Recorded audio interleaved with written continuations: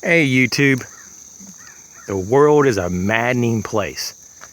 You would think in 2016 that things would be a little more civilized, but it's the total opposite. There's two news stories. This is the very end of August of 2016 here. And there's two news stories that I'm really kind of caught my attention just because they're so bizarre, and it's just so... You almost wonder if it's just like the news puts things in the psyche of the minds of the people and kind of just sets them up so that they're not so surprised or shocked when things eventually happen that way.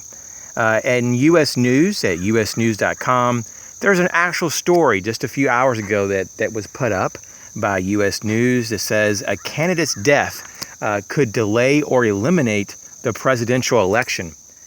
Chaos would ensue, it says, if a vacancy emerges near election day. And they're just talking like, it's no big deal in a way. Like, yeah, let's just talk about, there's a whole article about what happens if one of the candidates die. And then they're saying, well, it's because they're pretty much about 70 years old. Clinton 69, Trump 70. They're pretty much one of the oldest candidates ever in history to actually, run for presidency. And they're trying to make a bit of a deal, like, well, what happens if one of them dies before the election and so forth. And so it's just like, yes, it's always a possibility, but at the same time, why would you stir up, especially a news organization, stir up? Well, I guess it's for ratings, of course.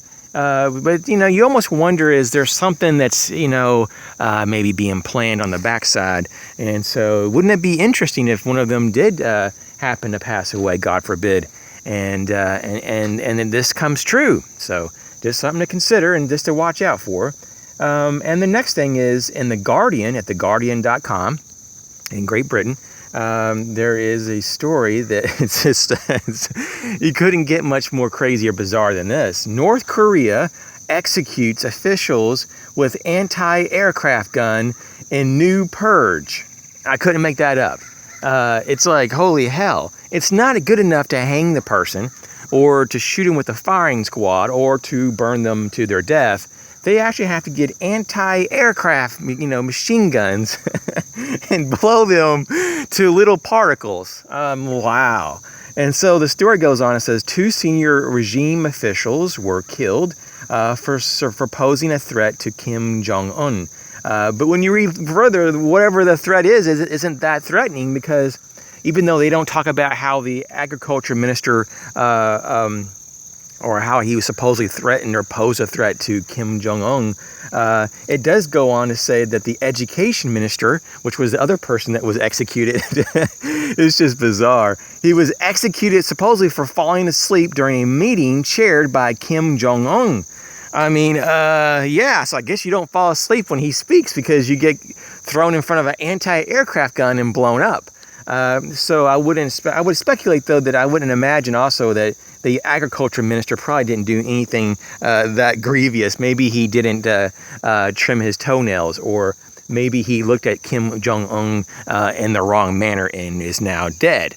But this just shows you just how insane that regime is, how it's just unbelievable that he is threatened by anything. So he's probably the most insecure piece of pathetic garbage, fat little turd that I've ever seen.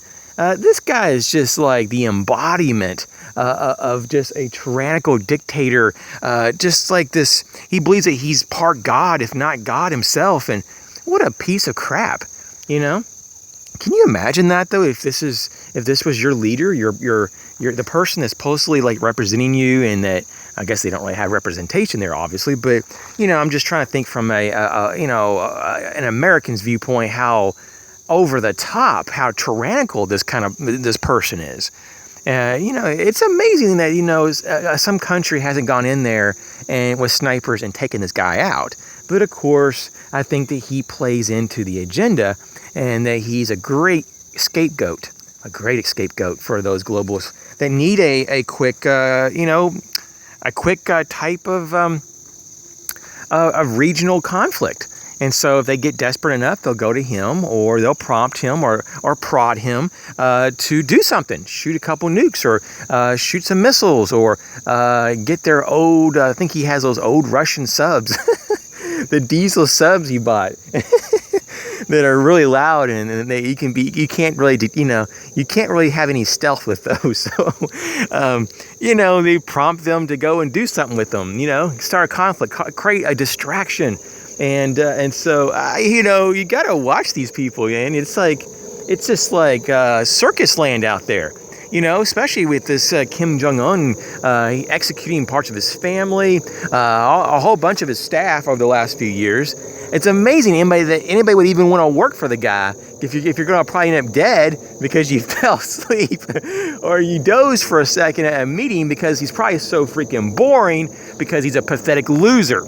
As always, thanks for watching. I'm going to try to keep up with more news and maybe do a little bit more of a news update from time to time. I kind of like this news thing. I read a lot of the news, but I don't typically even comment on the news on this channel.